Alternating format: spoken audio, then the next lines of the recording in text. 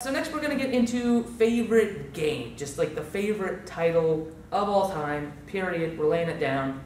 Jeremy, you're up. My favorite of all time, I would have to go to Final Fantasy III actually, for the Super Nintendo. That was nice. perfect. I mean, it was a changer. You halfway through, inappropriate. That's awesome. Halfway through the game, the world basically gets destroyed. Everybody gets split up. Your main character commits suicide shortly after if you do the wrong thing. It's a game. I'm playing when I was like 10. But it was great. It just kind of opened the door of what you could do with a game and how you can make it more of a story than just something you sit down and enjoy. There was an engagement there. So I'd have to say, yeah, that's my favorite game of all time. But I'm not playing it right now. For me, it's got to be Naval Ops Commander. I have sunk probably 500 hours easy into that game since I got it. It's just a game you don't see any other games trying naval combat and allowing you to not only command a warship but design it, build it, name it. Like you craft your machine of war. It's really quite satisfying. Although that said, it's also the game that's given me the most frustration, because for a solid month, I could not beat the final boss because he's got this like insta-death laser, like when he fires it, he'll like launch himself backwards because apparently lasers have recoil. So you'll get him behind him and hammer on him, right? Then he'll fire that laser at one of your trail ships, launch himself backwards, and well, now you're in front of him and you die. Period. You're not surviving it. Oh, and I finally figured out what I was doing wrong, which was I was supposed to like leave my escort ships behind and then take them on myself. Well, when I finally figured out what I was doing wrong, it was such a simple solution that I was just like, and I biffed my controller out a window. So yeah, best game, but also very, very frustrating. How about you, Tyler? I'm probably gonna have to say Final Fantasy VII. I just go back and I just keep playing it over and over again. I'm currently playing through it again right now. 90 hours or something on the account that I'm on right now. I'm not even done disc 1. I've got the same issue as Jeremy. I'm just a very just mindless grinder. I'll sit there and completionist. Yeah, we'll call it that. Sit there and just grind out perfect 10 levels. I don't know, maybe it's like OCD or something. Just grind out 10 levels and then go, okay, now we can proceed to the next area. Grind out 10 levels. Well, wait a minute. Walk against the wall the whole way. Yeah. And I don't know. It's really just fulfilling to just go back and just kind of the nostalgia that comes with it, and just playing a game that you enjoy so much that just never gets old, and you just just enjoy it again and again. And I think that really says something about a game too. How about you, Cole? I do the same replaying game, like my favorite game every couple of years. Almost like biannually, I guess you'd call it, with Zelda Majora's Mask. And so what you're saying is that Majora's Mask is your favorite game of all time? yes. Okay. I thought that was a much more, definitely darker game in the Zelda series. Yeah. It was, right? Like you don't notice it when you're first playing it, when you're like a kid, when you first time popping it in, and then you're just kind of like, you look back at it and you're like, this is really grim. That it was. It's a mess. Like this, like not understanding what you were doing. This could have like totally shaped and scarred my childhood. Like that is a just maniacal, just evil moon that annihilates everything in 3 days. Good luck. Save the world. Yeah. It's great. It's great. All right, so next up we're going to be talking about game music, sort of what game has the best music ever of all time. Now I'm going to give it to Ace Combat 5. That game had amazing music. It actually used Blurry by Puddle of Mud as its theme song, and just amazing music, really set the tone. It was immaculate. How about you, Jeremy? I'm not a big music game fan, to be honest. Nothing really comes to mind, although I did really enjoy Kingdom Hearts 2, that opening.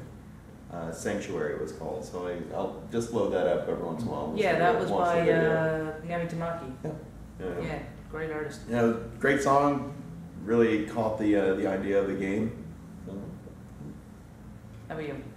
I'd have to say it's probably just that opening music to Ocarina of Time for Legend of Zelda. It's just iconic in itself. I mean, the first time, like, we're always used to the old Zelda games, and they're just in little, just overhead view, and you go from map to map, and it's little squares, and then it's the first time you ever popped it into the N64, and it's just like, you put that cartridge in, and it's just that opening sequence where Link's just riding an opponent across Hyrule Field, and you really kind of, in just this subtle music, and you just kind of get the feel of how much more of a grand adventure this one's going to be, where they kind of just took it to the next level, and they're like, you have this big 3D world, enjoy yourself, you know.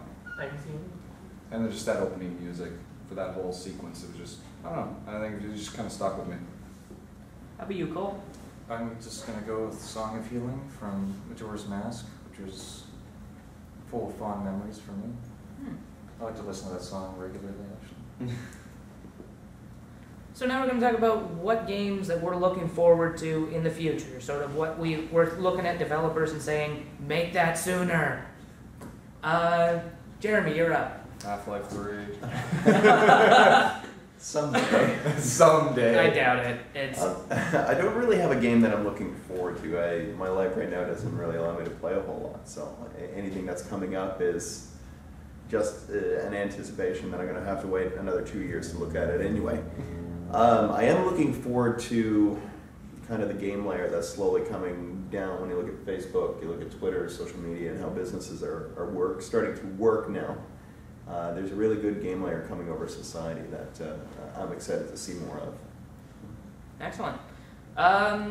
Let's see. For me, I'm basically just hoping, and to a lesser extent praying, that Blizzard can get their stuff together and get Maw of the Void out for StarCraft 2.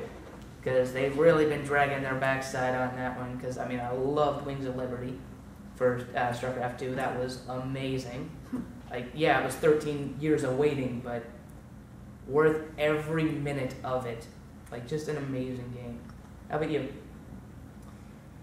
I don't know. I'm pretty pumped for the new KI, Killer Instinct. I mean, it's been, what, 17 years or something since they made a KI? Something ridiculous. Yeah. Like, super Suda long. 5.1 was the one that developed that one, wasn't it? The new one that they're making, I think it's Double Helix. Yeah. No, I mean the original Killer Instinct. I'm not too sure. Or no, I'm thinking of Killer 7. Yeah. I was gonna say I don't think so. I don't know. I've never really. I kind of played it on and off, but I never really kind of religiously played it. It's kind of always just been there. You know, I wasn't, like I said before, I didn't really get super into fighting games right away. For me at that age, it was just who button mashed harder, which I think that still holds true today sometimes. But I don't know. I've been watching Double Helix as they're just kind of progressing through making the new one, and it's going to be free on the Xbox One, and I'm kind of excited for it. I'm pretty hyped actually. It looks really good. How about you, Cole? Just the new Smash Bros. Doesn't really have it doesn't even have a working title. It's just the new Smash Bros. Yeah, Smash Bros. Wii U. Right, and then With Mega Man. I'm kind of stoked for that now too. And the Wii Fit Trainer. The Wii Fit Trainer. I swear, they're running out of characters to throw into Smash Bros. When they're like, who do we have the rights to? Wii Fit Trainer. Or the Animal Crossing villager. That thing looks so troll. Samus like does its power up charge ball, and it's like, and he's like, he just pockets it as it's flying at him. And you're just like, what is this? Putting in pitfalls, and guys are falling in pitfalls, and he's chopping down trees on people. And, That's kind of funny. It's so troll. Yeah, that's gonna be the biggest douchebag character. All right. So next, I suppose we're gonna talk about like what was the most emotional moment in a video game that like touched your heart and you actually felt like, oh my god, that just happened. Jeremy, you're up. Final Fantasy VII. I don't even have to go further with it, do I? Oh, of course not. The moment that dare not speak its name. The moment that dare not speak its Yeah, name. when Sephiroth strikes, that's all it is. That, and I mean that continues through the game and into replays because there's no way Even you in the can stop it, right? Even in the movie, Advent Children, Yep. they replay that scene a bunch of times, and every time it's like, Oh, that sucks. And the music. And I love it. oh, just. I spent so much time leveling her. She's so good. That sucks. Yeah. For me, it was Ace Combat 5 when Chopper died. When Chopper died, I cried like a little schoolgirl that just found out that Santa Claus is a corporate lie. That was my reaction because all the other characters were terrible. Nagase was naggy, Grim was just the new guy, and Chopper, he was the smart mouth rock and roller. Like you felt like your best buddy just died. Like your buddy, the guy that you want to go out have beers with, just died. It was so emotional, and it's one of only 4 times that I've ever cried while playing a game or watching a movie. So really emotional. How about you, Tyler? I'm a pretty big Gears of War fan. I mean, I went and I bought the new Xbox 360 console, the whole limited edition Gears of War one, and bought the big, what is it, the bus statue, I guess they call it Legendary Edition or whatever, where it comes with a whole bunch of extra stuff. It was probably when Dom died in Gears of War 3, and I was just kind of like looking at the TV. I didn't know how to approach it, and I was like, he's okay. He's been with me for 2 games. He's good. And then, he just drives into a big, gas tanker, and just the whole thing just exploded. And I was like, that happened. That just happened. Dom. And he was like one of my favorite characters, and I don't know, it definitely brought a tear to my eyes. Kind of like, because I feel video games now are starting to bring a bit more of a story and put a little bit more attachment to characters and actual character development, and it's just, when you kind of just see someone that you kind of like, yeah, it's... Yeah, and oftentimes you end up forming bonds. Yeah, a little bit. With even the NPCs, because those NPCs sometimes are responsible for keeping you alive, and you have to fight alongside them. Yeah, as cheesy as it kind of sounds, but it's the same thing. It's almost like when you're playing through a game, character development is like learning a person. And after you've gone through 3 games knowing this person, and then they just kill them off, and it's kind of like, oh, that's really heart-wrenching. It's gone. How about you, Cole?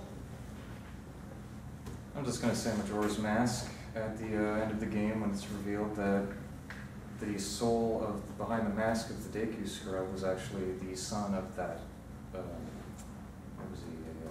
The butler. Yes, the butler. Yeah. That you can race around and do activities that his son used to do with him. I thought that was pretty depressing. All right, I put it so... together just then too at the credits. I was like, damn. Right, well, I guess that's all the time we've got for now. Otaku Club President Michael Baker signing off. We got Jeremy Mott here. Big help here, helping us out with the panel. Guest star. And we got Tyler and Cole. Better days.